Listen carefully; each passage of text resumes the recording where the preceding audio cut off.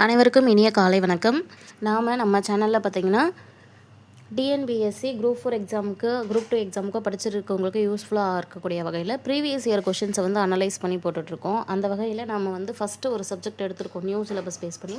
So economic அப்படிங்கிற subject தான் எடுத்திருக்கோம். இந்த எக்கனாமிக் அப்படிங்கிற சப்ஜெக்டில் 2020 2025 வரைக்கும் எத்தனை டிஎன்பிஎஸ்சி கொஷின்ஸ் நடந்திருக்கோ அது எல்லா கொஷின் பேப்பர்ஸையும் நம்ம அனலைஸ் பண்ணி போட்டதாக சொல்லியிருந்தோம். ஸோ அந்த வகையில் ஆல்ரெடி 3 வீடியோ அப்லோட் பண்ணியாச்சு. 2020 அந்த எக்ஸாம் ஒரு 3 எக்ஸாம் நடந்தது. அதில் இருக்கக்கூடிய கொஷின்ஸை ஒரே வீடியோவில் போட்டேன். 2021 பார்த்திங்கன்னா கிட்டத்தட்ட 7 எக்ஸாம் நடந்தது டிஎன்பிஎஸ்சியில். அது 2 பார்ட்டாக பிரித்து அது ஒரு video, second video, third video, மொத்தம் 3 வீடியோ போட்டு அதை பிளேலிஸ்ட்லேயும் போட்டு வச்சுருக்கேன். அதை பார்க்காதவங்க பார்த்துக்கோங்க. இது பார்த்திங்கன்னா டிஎன்பிஎஸ்சி கொஷின்ஸுடைய அந்த 4வது வீடியோ. இந்த 4வது வீடியோவில் நம்ம பார்க்க போகிறது என்ன அப்படின்னு பார்த்திங்கன்னா 2022 நடந்த ஒரு 2 டிஎன்பிஎஸ்சி எக்ஸாம் கொஷின்ஸ் மட்டும் எடுத்திருக்கேன். ஆனால் உங்களுக்கு ஷாக்கிங்கான விஷயம் என்ன அப்படின்னா 2022 பார்த்திங்கன்னா கிட்டத்தட்ட 22 எக்ஸாம்ஸ் நடந்திருக்கு டிஎன்பிஎஸ்சியில். ஸோ இது எல்லாத்தையும் நம்ம ஒரே வீடியோவில் கவர் பண்ண முடியாது. 2 கொஷினில் இருக்கக்கூடிய கிட்டத்தட்ட ஒரு 30 கேள்விகள் இந்த வீடியோவில் நம்ம பார்க்கலாம். சரியா? ஸோ ஃபஸ்ட் கொஷின் போயிடலாம்.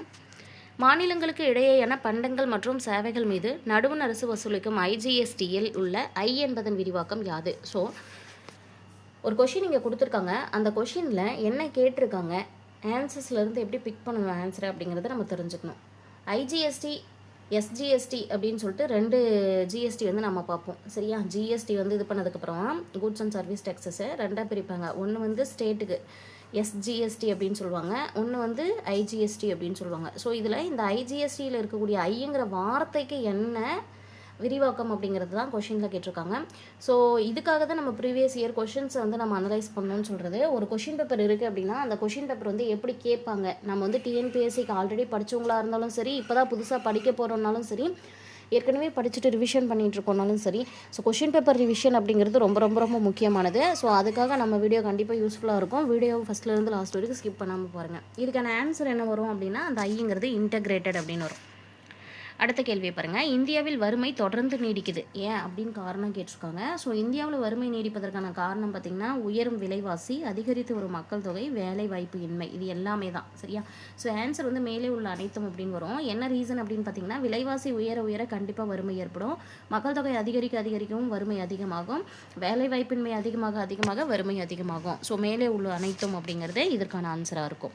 அடுத்த கேள்வி பாருங்கள். காகித பணமுறை டேஸால் நிர்வகிக்கப்படுகிறது அப்படின்னு கேட்டிருக்காங்க. மைய பணவியல் அதிகாரி அப்படின்னு சொல்லிட்டு ஒருத்தவங்க இருப்பாங்க. அவங்க தான் இந்த காகித பணமுறையெல்லாம் இது பண்ணுவாங்க. சரியா? ஸோ அதுக்கு என்னன்னு சொல்லுவாங்க அப்படின்னா சென்ட்ரல் மானிட்டரி அத்தாரிட்டி அப்படின்னு சொல்லி அவருக்கு பேர் இங்கிலீஷில். சரியா? Central monetary authority.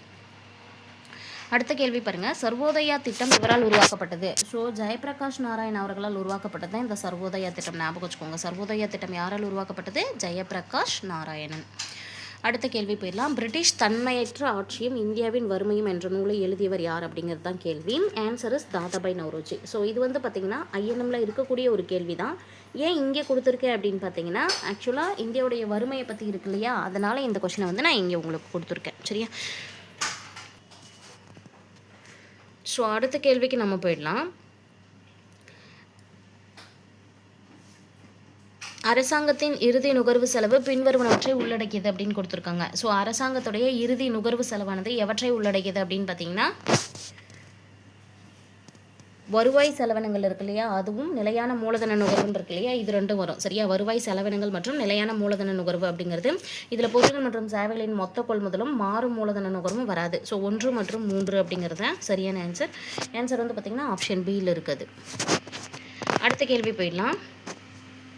சில கூற்றுகள் கொடுத்துருக்காங்க. சஹி திட்டத்தை பற்றி மொத்தம் 4 கூற்றுகள் கொடுத்துருக்காங்க. இந்த 4 கூற்றுகளில் எந்தெந்த கூற்றுகள் சரியானது அப்படின்னு கேட்டிருக்காங்க. ஃபஸ்ட்டு பாருங்கள். சஹி திட்டம் பெண்களுக்கானது, பூர்ண சக்தி கேந்திரா பெண்களுக்கானது. ஸோ பெண்களுக்கான திட்டங்களை பற்றி கொடுத்துருக்காங்க. ஷஹி அப்படிங்கிற திட்டம் பெண்களுக்கானது தான், இது சரியானது. பூர்ண சக்தி கேந்திரா அப்படிங்கிறதும் பெண்களுக்கான திட்டம் தான். கிராம ஒருங்கிணைப்பு மற்றும் சேவைகளை எளிதாக்கும் திட்டமும் பெண்களுக்கானது தான். ஆனால் இந்த நவ் யுவாக் அப்படின்னு சொல்லக்கூடிய அந்த திட்டம் பெண்களுக்கு கிடையாது. ஸோ 4வது மட்டும் வராது. ஆன்சரில் என்ன இருக்கணும்? 1, 2 மற்றும் 3 சரியானது அப்படின்னு இருக்கணும். ஆன்சர் ஆப்ஷன் டியில் இருக்கு. அடுத்த கேள்வி போயிடலாம். காலநிலை மாற்றம் குறித்து தமிழ் மாநில செயல் திட்டம், அதாவது TNSAPCCC அதுன்னு சொல்லியிருப்பாங்க. தமிழ்நாடு ஸ்டார்ட் பண்ணுவாங்க. காலநிலை மாற்றம் குறித்த தமிழ் மாநில செயல் திட்டம் பாதிக்கப்படக்கூடிய 7 துறைகளை கண்டறிந்துள்ளது. அதாவது காலநிலை மாற்றத்தினால் பாதிக்கப்படக்கூடிய 7 துறைகளை இந்த தமிழ்நாட்டில் இருக்கக்கூடிய காலநிலை மாற்றம் குறித்த தமிழ் மாநில செயல் திட்டமானது கண்டுபிடிச்சிருக்கு. அந்த 7 துறைகள் என்னென்ன அப்படிங்கிறதுல வந்து இங்கே கொடுத்துருக்காங்க ஒரு 6 துறைகள். அதில் எது வந்து சரியானது, ஒன்று மட்டும் பொருத்தப்படலை. சரியா, அது வந்து எது எதெல்லாம் வரும் அப்படின்னு கேட்டிருக்காங்க. இதில் பார்த்திங்கன்னா நிலையான வேளாண்மை வரும், நீர்வளங்கள் வரும், தொழிற்சாலை மாசுபடுத்தல் வந்து வராது, கடலோர பகுதி மேலாண்மை வரும், நிலையான வாழ்விடம் வரும், அறிவு மேலாண்மையும் வரும். ஸோ அப்படி பார்க்கும்போது 1 2 4 5 6 இப்படி வரணும்.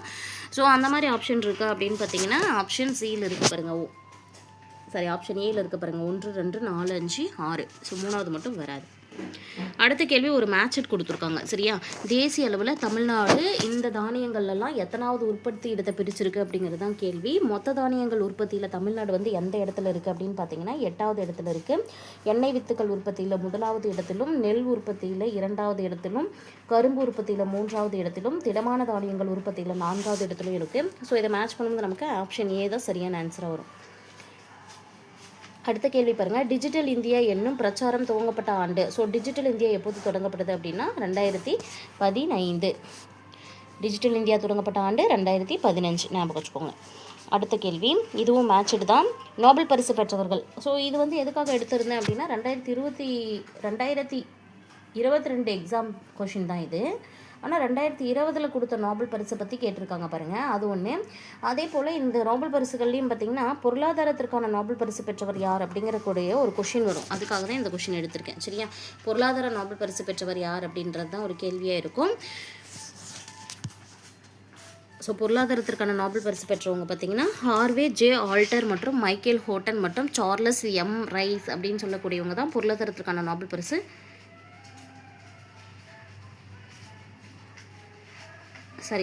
பொருளாதாரத்துக்கான நோபல் பரிசு வாங்கினவங்க வந்து இந்த போலார் மில்க் க்ரீம் அப்படிங்கிறவங்களாம் ராபர்ட் பி வில்சன் அப்படிங்கிறவங்களும். நம்ம 1 by 1 பார்த்தா இந்த மிஸ்டேக் வராது பாருங்க. இந்த ஹார்வே ஜே ஆல்டர் அப்படிங்கிறவங்களும் மைக்கேல் ஹோட்டன் மற்றும் சார்லஸ் எம்ரைஸ் அப்படின்னு சொல்லக்கூடியவங்க என்ன வாங்கியிருப்பாங்க அப்படின்னா மருத்துவத்திற்கான நோபல் பரிசை பகிர்ந்து வாங்கியிருப்பாங்க. இம்மானுவேல் கார்பென்திக்கர் மற்றும் ஜென்னியர் ஏ டவுட்டா அப்படிங்கிறவங்க வேதியியலுக்கான நோபல் பரிசு வாங்கியிருப்பாங்க. லூயிஸ் கிளக் அப்படிங்கிறவங்க வந்து இலக்கியத்திற்கான நோபல் பரிசு. அது மாதிரி தான் போஸ் ஆர் மில்க் க்ரீம் அப்படிங்கிறவங்களும் ராபர்ட் பி வில்சனும் பொருளாதாரத்திற்கான நோபல் பரிசு பெற்றிருப்பாங்க. அடுத்த கேள்வி போயிடலாம். ஸ்வர்ண ஜெயந்தி கிராம சுயதொழில் திட்டம், அதாவது ஸ்வர்ண ஜெயந்தி கிராம சுயதொழில் திட்டம் வந்து அது எந்த பெயரில் மறுசீரமைக்கப்பட்டது, இப்படி இருந்த பெயரை என்னவா மாற்றினாங்க அப்படிங்கிறது தான் கேள்வி. சரியா, ஸ்வர்ண ஜெயந்தி கிராம சுயதொழில் திட்டம் அப்படிங்கிறத என்னவா மாற்றிருக்காங்க, தேசிய ஊரக ஜீவாதார இயக்கம் அப்படின்னு மாற்றிருக்காங்க. தேசிய ஊரக ஜீவாதார இயக்கம். இந்தியாவில் சரக்கு மற்றும் சேவை வரி எப்போது அமல்படுத்தப்பட்டது, அதாவது ஜிஎஸ்டி அப்படின்னு சொல்கிறோம் இல்லையா, ஜிஎஸ்டி ஆனது இந்தியாவில் எப்போது அறிமுகப்படுத்தப்பட்டதுன்னா ஜூலை 1 2017. சரியா, அமல்படுத்தப்பட்டது, அறிமுகப்படுத்தப்பட்டது கிடையாது, அமல்படுத்தப்பட்டது.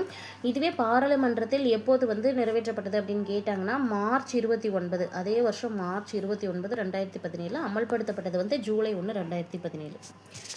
அடுத்த கேள்வி பார்க்கலாம். ஆஸ்பேர் 2015 வருடம் எந்த நோக்கத்திற்காக துவங்கப்பட்டது. இந்த ஆஸ்பேர் அப்படிங்கிறது வந்து 2015 எந்த நோக்கத்திற்கு ஏற்படுத்தப்பட்டது அப்படிங்கிறது தான் கேள்வி. தொழில் முனைப்பை முடுக்கி விடுதல் மற்றும் புதிய தொழில்களை ஊக்குவிப்பதல், அதாவது தொழிலுடைய வளர்ச்சி வேகத்தையும் தொழிலில் வந்து ஆர்வம் காட்டுதலையும் அதிகப்படுத்துவதற்காகவும் புதிய தொழில்கள் வந்து ஊக்குவிப்பதற்காகவும். அடுத்த கேள்வி போகலாம்.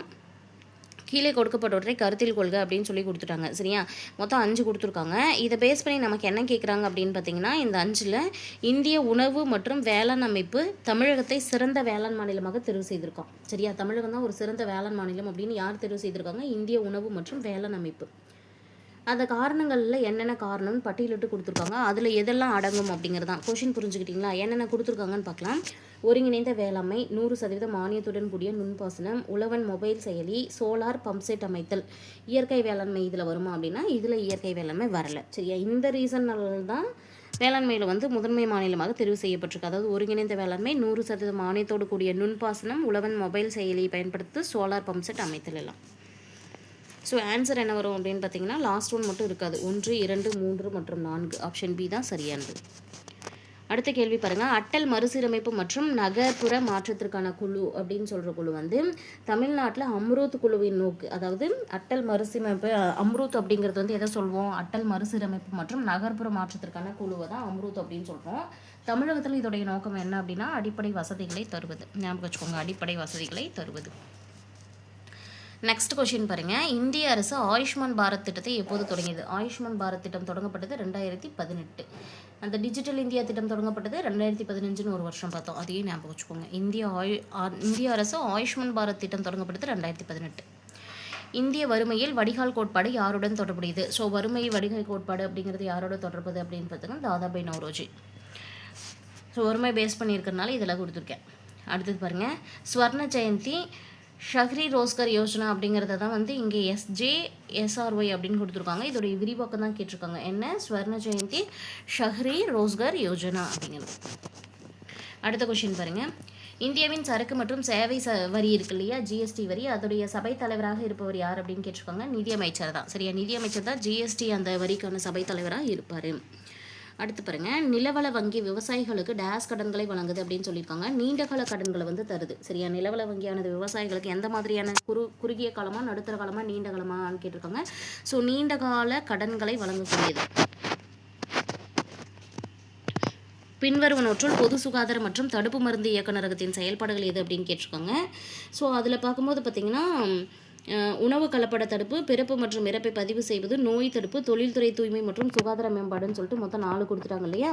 இதில் இந்த பொது சுகாதாரம் மற்றும் தடுப்பு மருந்து இயக்குநரகத்தின் செயல்பாடுகள் வந்து அனைத்துமே தான். உணவு கலப்படத்தை தடுக்கிறது, பிறப்பு மற்றும் இறப்பை பதிவு செய்கிறது, நோயை தடுக்கிறது, தொழில்துறை தூய்மையும் சுகாதார மேம்பாட்டையும் உறுதி செய்கிறது.